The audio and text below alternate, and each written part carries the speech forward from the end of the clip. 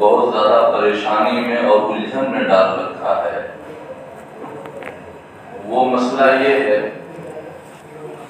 کہ مسلمانوں کا، ان کے نوجوانوں کا اور مسلم بچے اور بچیوں کا دین اور ایمان کس طرح محفوظ رہے۔ آپ جانتے ہیں سوشل میڈیا کے زمانے میں ہر آدمی خبروں کو دیکھتا رہتا ہے۔ ایک بہت بڑی تعداد موجود ہے جو کبھی مسلمان تھی لیکن آج اسلام کو چھوڑ بیٹھی ہے، اور ایک بہت بڑی تعداد مسلم بچیوں کی ہے جنہوں نے غیر مسلم لڑکوں سے تعلق قائم کیا اور پھر انہی کے ساتھ رہنا گوارا کر لیا اور اپنا دین، اپنا ایمان، اپنے ماں باپ، اپنی تہذیب اور اپنا کلچر سب کچھ چھوڑنا انہوں نے گوارا کر لیا۔ تو اس وقت کا جو سب سے اہم مسئلہ خاص طور پر ہندوستان میں ہم لوگوں کو درپیش ہے وہ یہ ہے کہ مسلمانوں کا ایمان اور دین کیسے محفوظ رہے۔ اس کی ہر آدمی کو فکر کرنے کی ضرورت ہے۔ جب کوئی قوم تھوڑی ہوتی ہے، اقلیت میں ہوتی ہے اور وہ بڑی قوم کے درمیان میں بستی ہے، تو ہمیشہ یہ ہوتا رہا ہے کہ آہستہ آہستہ یہ اقلیت، یہ تھوڑے لوگ، مائنارٹی میں رہنے والے لوگ، یہ اکثریت کا اثر قبول کرتے چلے جاتے ہیں اور انہی کے رنگ میں رکھتے چلے جاتے ہیں، اور اگر وہ اکثریت طاقت بھی رکھتی ہو، حکومت بھی رکھتی ہو، تو جس کے پاس حکومت ہوتی ہے ان کا عیب بھی ہنر بن جاتا ہے اور ان کی گمراہی بھی فیشن بن جاتی ہے اور لوگ اسی کو اختیار کرتے چلے جاتے ہیں۔ اور اگر یہ اکثریت یہ سوچ لے، یہ پلان کر لے کہ ہمیں ان تھوڑے سے لوگوں کو ان کے دین سے، ان کی تہذیب سے، ان کے کلچر سے دور کرنا ہے، تو یہ خطرہ بہت سنگین ہو جائے گا۔ ہمارے ملک میں اس وقت مسلمانوں کی صورتحال یہی ہے کہ وہ تھوڑے ہیں اور ہر طریقے کی طاقت اور اقتدار سے یہ محروم ہیں، اور ان کا جو مد مقابل ہے یہ اقتدار بھی رکھتا ہے، طاقت بھی رکھتا ہے، اکثریت میں بھی ہے، اور وہ سر توڑ اس بات کی کوشش ہر محاذ پر کر رہا ہے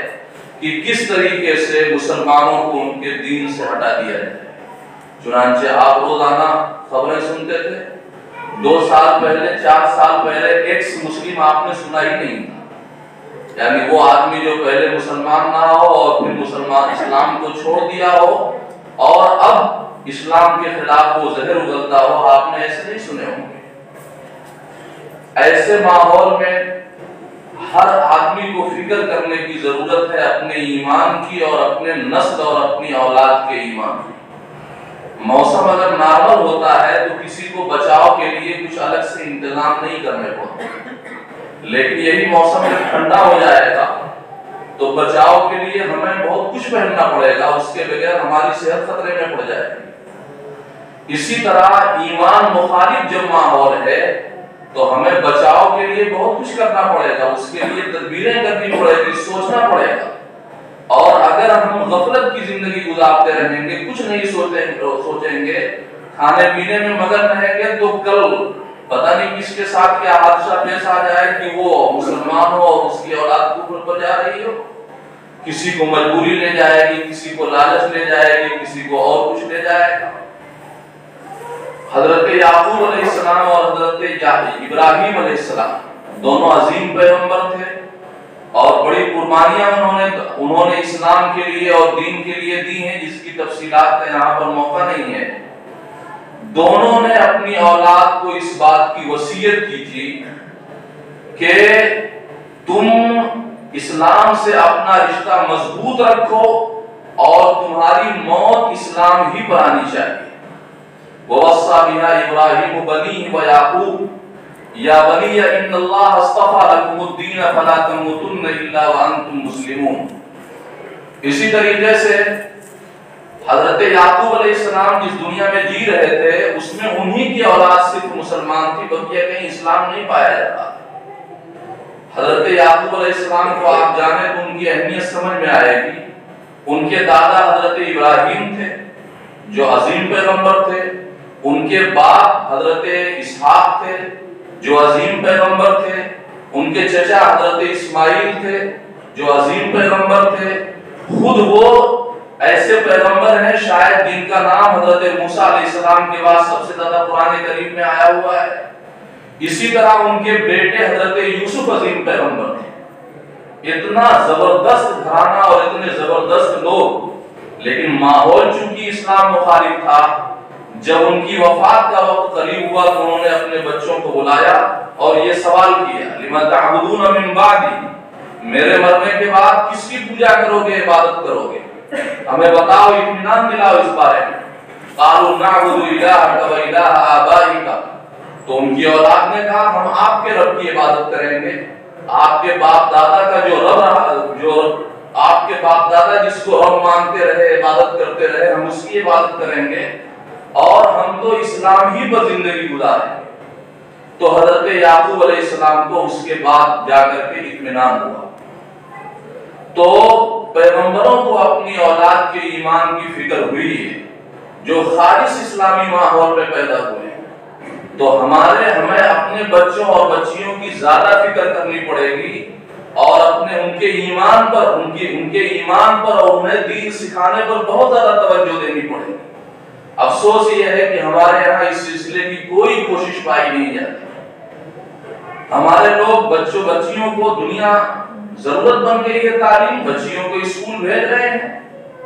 لیکن اس اسکول میں جا کر کے وہ غیروں کے ساتھ رہ رہی ہیں، غیروں کے ساتھ پڑھ رہی ہیں، باتیں کر رہی ہیں، برے اثرات کو قبول کر رہی ہیں، اس کو روکنے کی کوئی فکر نہیں پائی جاتی۔ ضروری ہے کہ ہر گھر کے اندر یہ اہتمام موجود ہو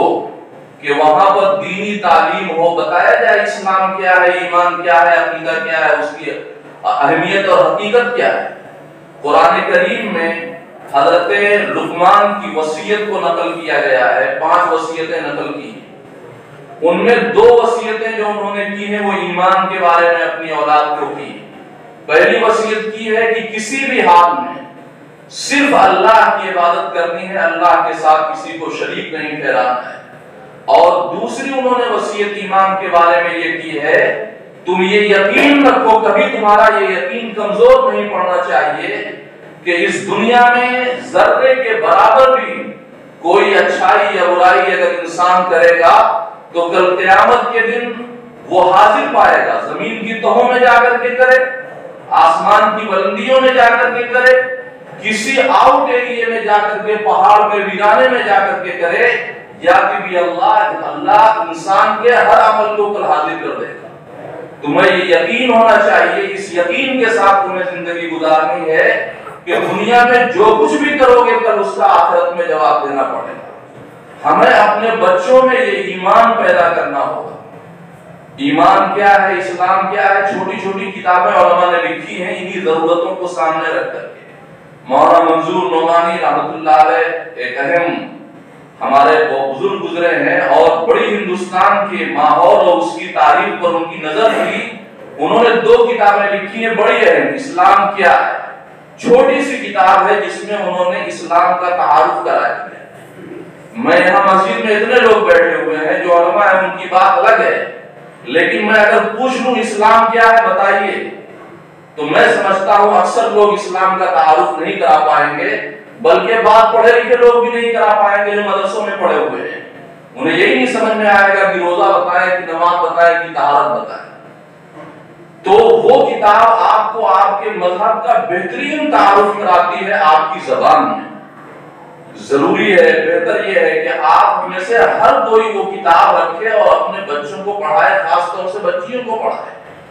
اسی طرح ذرا پڑھے لکھے لوگوں کے لیے ان کی ایک دوسری کتاب ہے دین و شریعت، پڑھے لکھے لوگوں کو مطمئن کرنے کے لیے آسان زبان میں کتاب ہے، اس میں بھی اسلام کا ذرا عقلی انداز میں، دانشمندانہ انداز میں انہوں نے تعارف کرایا ہے۔ یہ کتاب بھی ہمارے گھروں میں ہونا چاہیے، ہمارے بچوں کے پاس ہونا چاہیے۔ میں یہ سمجھتا ہوں کہ شاید اس کا ہندی ترجمہ بھی موجود ہے، اور اگر یہ نہ ہو تو حدیث کی کوئی تعلیم، تفسیر کی کوئی تعلیم فضائل اعمال ہو، معرفت الحدیث ہو، ہمارے گھروں میں اس کا تذکرہ ہونا چاہیے۔ ایک باپ ہونے کے ناطے میری اور آپ کی یہ ذمہ داری ہے کہ کل ہماری اولاد پر جو ذمہ داریاں پڑنے والی ہیں، کھانے کی، کمانے کی، بچوں کو پرورش کی، اس کے لیے بھی تیار کریں، جس کے لیے ہم انہیں تعلیم دیتے ہیں، ہنر سکھاتے ہیں، اور یہ بچے کل بالغ ہو کر کے اللہ رب العزت کے احکام ان کے اوپر لاگو ہوں گے، نماز لاگو ہوگی، روزہ لاگو ہوگا، زکوٰۃ لاگو ہوگی، اور نہیں کریں گے تو اللہ کے یہاں انہیں جواب دینا پڑے گا۔ ہم اس کے لیے بھی انہیں تیار کریں، باپ ہونے کے ناطے یہ بھی ہماری ذمہ داری ہے۔ اگر دنیاوی اعتبار سے تو ہم نے تیار کیا اور آخرت کے اعتبار سے تیار نہیں کیا، تو کل قیامت کے دن یہ اولاد آپ کے خلاف کھڑی ہو جائے گی کہ انہوں نے ہماری دنیا کی تو فکر کی، اس لائن کی تعلیم دی، ہنر دلایا، لیکن ایک باپ ہونے کے ناطے ان کی جو ذمہ داری تھی کہ وہ ہمیں دین سکھاتے، رب کا پریچے اور تعارف کراتے، دین پیغمبر کی اہمیت کو بتاتے، ایمان کی اہمیت کو بتاتے، کبھی اس سلسلے میں کوئی حرف غلط بھی ان کی زبان سے سننے کو نہیں ملا۔ اس وقت آپ جواب بھی نہیں دے سکیں گے، اور اس وقت آپ اپنے جرم کا اقرار کے علاوہ اور کوئی چیز نہیں کر سکیں گے۔ اللہ کے ہاں پکڑے جائیں گے، ہمیں اس کا جواب دینا پڑے گا۔ لہذا ہمیں ہر ایک کو اپنے گھروں میں دین کی تعلیم کرنا بہت ضروری ہے، اور تمام مسلم سوسائٹی کے لوگوں کو یہ بات بھی سوچنا ضروری ہے، تیاری کرنا ضروری ہے کہ ہمارے اپنے اسکول ہونے چاہیے جس میں ہماری بچیاں پڑھنے جائیں، کم از کم ہائی اسکول تک۔ اگر ہمارے اپنے اسکول ہوں گے تو غیروں کے ساتھ جو بچیوں کے جانے کے واقعات ہوتے ہیں، اس میں بڑی حد تک کمی آئے گی، بچیاں محفوظ رہیں گی،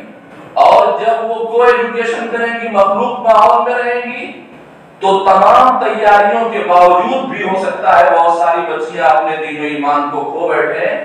جو ان کے لیے ہر اعتبار سے بربادی کا ذریعہ ہوگا، تباہی کا ذریعہ ہوگا، ان کا ایمان برباد ہوگا، اور ہمارے اور آپ کے لیے، پورے سماج کے لیے رسوائی کا ذریعہ ہوگا۔